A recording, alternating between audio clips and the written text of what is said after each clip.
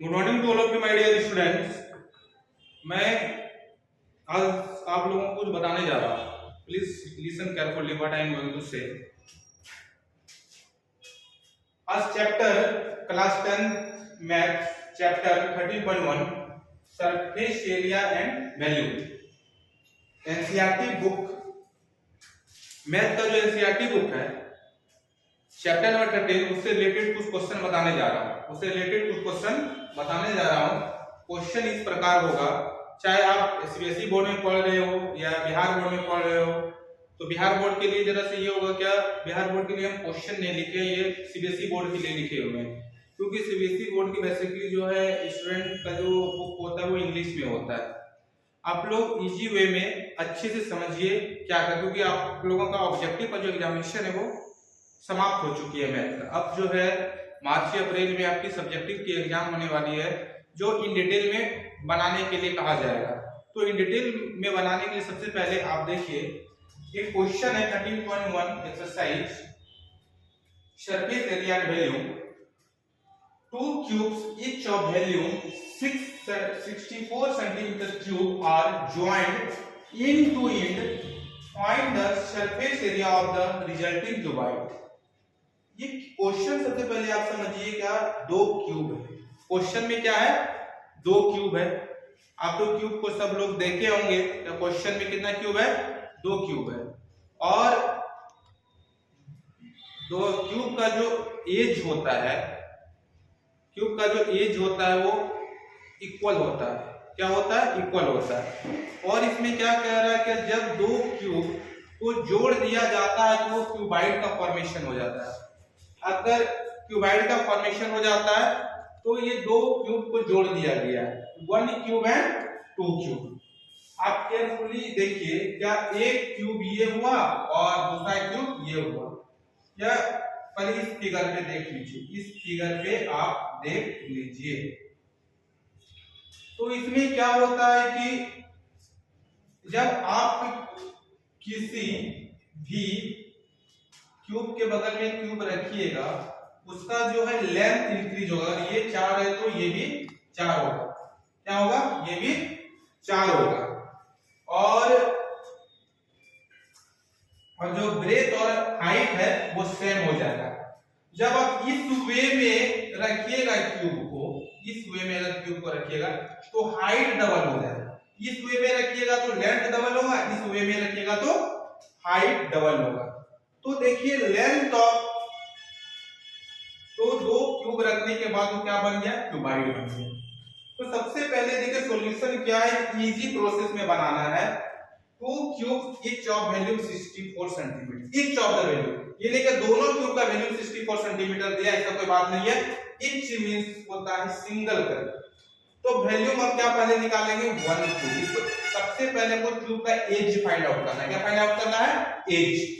तो volume of 1 cube equal to 64 centimetre cube है। Volume of 1 cube equal to 64 centimetre cube. तो edge of cube equal to क्या मान लिए, A मान लिए। तो volume of the cube equal to edge cube होता है। Volume of the cube equal to edge cube. तो वॉल्यूम ऑफ क्यूब का ये फॉर्मूला है, ये क्या वॉल्यूम ऑफ द क्यूब का, तो ए क्यूब, क्योंकि एच क्यूब भी लिख सकते हैं, लेकिन हम एच के बदले में क्या मान लिए, ए मान लिए हैं। तो 64 सेंटीमीटर हो गया। जब ए से क्यूब रिमूव होगा तो ये क्यूब रूट में फॉर्म हो जाएगा। क्या चीज में फॉर्म हो जाएगा, क्यूब रूट में। तो 64 का आप लोग फैक्टराइजेशन करके फाइंड आउट कीजिए। 64 232 216 2 8 जा 2 4 जा 2 2 जा। लिखने के बाद क्यूब है तो इसमें 3 का पेयर रहेगा। क्यूब है तो कितने का पेयर रहेगा, 3 का। तो 2 टाइम पेयर लगा 3 तो 2 into 2 लिए तो 2 गुना 2 या 2 into 2 करेंगे तो 4 सेंटीमीटर हो जाएगा। तो एज हमको पता चल गया कि क्यूब का कितना होगा, 4 सेंटीमीटर। तो आप ये देखिएगा क्यूब का एज कितना हो, एज है तो चारों साइड का जो जितना भी उसमें एज होगा सब इक्वल होगा, और उसके ऊपर एक क्यूब रख देंगे तो उसका हाइट बढ़ जाएगा। और इस शेप में अगर क्यूब को रखो उसका लेंथ बढ़ जाएगा। क्यूब के ऊपर रख देंगे तो हाइट बढ़ जाएगी, क्यूब के बगल में क्यूब रख देंगे तो उसका लेंथ बढ़ जाएगा। तो लेकिन हम जो बता रहे हैं क्यूब के बगल में क्यूब रख के बता रहे हैं, तो क्यूब एक क्यूब और दूसरा क्यूब को ऐड कर दिए तो क्यूबाइड बन गया। क्या बन गया? क्यूबाइड बन गया। तो लेंथ ऑफ क्यूबाइड एल, जब ये 4 हो गया, ये 4 हो गया, कितना हो गया? ये 8 सेंटीमीटर हो गया। तो लेंथ ऑफ क्यूबाइड कितना हो गया? 8 सेंटीमीटर। अब ब्रेथ जो था वो सेम रह गया 4 सेंटीमीटर और हाइट भी सेम रह गया 4 सेंटीमीटर। अब देखिए और अब देखिए अब निकालना क्या है, क्योंकि जब हम दो क्यूब को मिलाए तो वो क्यूबाइड बन गया और उसी क्यूबाइड का हमको टोटल सरफेस एरिया निकालना है। तो क्या फॉर्मूला लगाएंगे? Total surface area of cuboid. तो देखिए total surface area of cuboid होता है 2 bracket LB plus BS plus HL bracket close. Then you listen to what is L? L क्या है? 8 है। 8 into B breadth 4, 8 into 4, 4 into 4, 4 into 8 centimetre. इस formula पे इसको पुट अप कर दिया गया। 8 4 जा 32, 4 4 जा 16, 8 4 जा 32। ये सबको क्या करेंगे? हम जोड़ देंगे। तो 32 और 16 और 32 को जोड़ने के बाद क्या प्राप्त होता है? 80 सेंटीमीटर। तो 2 into 80 सेंटीमीटर को अगर मल्टीप्लाई करेंगे तो 160 सेंटीमीटर स्क्वायर। बच्चों इसमें देखिए यदि किसी भी प्रकार का अगर डिफिकल्टीज है तो आप हमको कमेंट बॉक्स में लिख सकते हैं। हाँ सर इस जगह डिफिकल्टीज है, हम फिर से कोई वीडियो बनाएंगे या लिख के भी कमेंट का रिप्लाई देके भी समझा सकते हैं। तो ये चैप्टर क्या था? 13.1 सरफेस एरिया एंड वॉल्यूम। और ये सवाल बिल्कुल इजी था, जैसे प्रोसेस से हम बनाए, जैसे समझाए आप लोगों को पता चल गया होगा। जस्ट इसी टाइप में आप लोगों को एग्जाम में भी बनाना है। सेकंड है a vessel is in the form of a hollow hemisphere mounted by a hollow cylinder. The diameter of the hemisphere is 14 centimetre and the total height of the vessel is 13 centimetre. Find the inner surface area of the vessel. तो question क्या कह रहा है? क्या एक होलो hemisphere है और उसके ऊपर एक सिलेंडर रखा हुआ है, एक होलो सिलेंडर रखा हुआ है। इसी शेप देख रहे हैं ना, एक बॉल या कटोरा या ग्लास इस टाइप में होता है। सबके घर में होगा, किसी घर में होगा, किसी के घर में नहीं होगा। तो आप लोग देख सकते हैं ये जो है, ये नीचे वाला जो पोर्शन है ये हेमिस्फीयर है। क्या है? ये हेमिस्फीयर है और ऊपर वाला जो पोर्शन है ना ये सिलेंडर है। ये क्या है? ये सिलेंडर है। ठीक, तो क्या कह रहा है कि total height of the cylinder दिया गया है। ये देखिए total height of the cylinder कितना दिया है? 13 सेंटीमीटर। ये पूरे का हाइट दिया है 13 सेंटीमीटर। स्टेप बाय स्टेप समझिए और अपने से खुद बना लीजिएगा, कोई भी ट्यूशन जाने की जरूरी नहीं होगा। आप वीडियो देखिए और बनाते चलिए। और डायमीटर जो है दोनों का, देखिए डायमीटर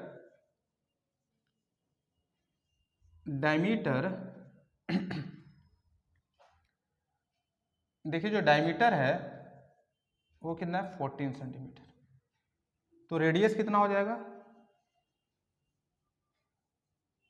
रेडियस हो जाएगा 7 सेंटीमीटर, क्योंकि रेडियस का जो फॉर्मूला होता है R=D/2।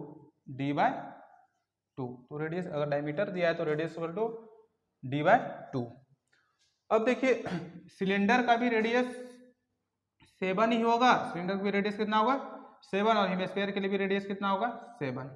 और ये और हेमिस्फीयर का हाइट भी अगर कहिएगा तो वो भी 7 ही होगा, क्योंकि जितना रेडियस होता है हेमिस्फीयर का उतना उसका हाइट भी होता है। तो आपको क्या चीज फाइंड करना है? सबसे पहले हाइट ऑफ द सिलेंडर। इसमें देखिए हाइट ऑफ द, ये cylinder, height of the cylinder find कर लेते हैं। तो 13 centimetre minus radius of the hemisphere को माइनस कर देंगे। रेडियस ऑफ हेमिस्फीयर क्या है? 7 सेंटीमीटर। तो हाइट ऑफ द सिलेंडर कितना निकल गया? 6 सेंटीमीटर। 6 सेंटीमीटर। सब बच्चे को समझ में आ गया कि डायमीटर दोनों का जो डायमीटर है सिलेंडर का और हेमिस्फीयर का 14 सेंटीमीटर है, तो दोनों का रेडियस कितना हो जाएगा? 7 centimetre. Height of the cylinder क्या होगा? तो टोटल हाइट, ये क्या है? Total minus radius, radius of hemisphere, radius of hemisphere 13 minus 7 centimetre. अब देखिए आपको निकालना क्या है? Find the inner surface area of the vessel. तो inner surface area of vessel equal to CSA of cylinder plus curve surface area of cylinder plus curve surface area of hemisphere का formula use करेंगे। देखिए curved surface of cylinder, curve surface area of cylinder होता है 2 pi R H. क्या लिखेंगे? 2 pi R H plus curve surface area of hemisphere को add करेंगे, उसका फॉर्मूला होता है 2 पाई आर स्क्वायर। क्या होता है? 2 पाई आर स्क्वायर। ये सबको पता होगा ये फॉर्मूला। तो देखिए 2 इसमें भी है, 2 इसमें भी है, 2 कॉमन ले लिए। इसमें भी पाई, इसमें भी पाई, पाई को कॉमन ले लिए। इसमें भी आर है, इसमें भी आर है, एक आर इसमें कॉमन लेंगे। इसमें क्या बच जाएगा? एच बच गया। इसमें 2 बाहर ही है, ये भी बाहर कॉमन में ही है, पाई भी पाई। इसमें आर स्क्वायर है और इसमें आर एक ही है, तो इसमें एक आर बच जाता है, बच गया। अब देखिए तो 2 गुना 22/7 करेंगे और आर आपका कितना है? आर आपका 7 सेंटीमीटर। तो 7 सेंटीमीटर ब्रैकेट देंगे। एच आपका कितना है?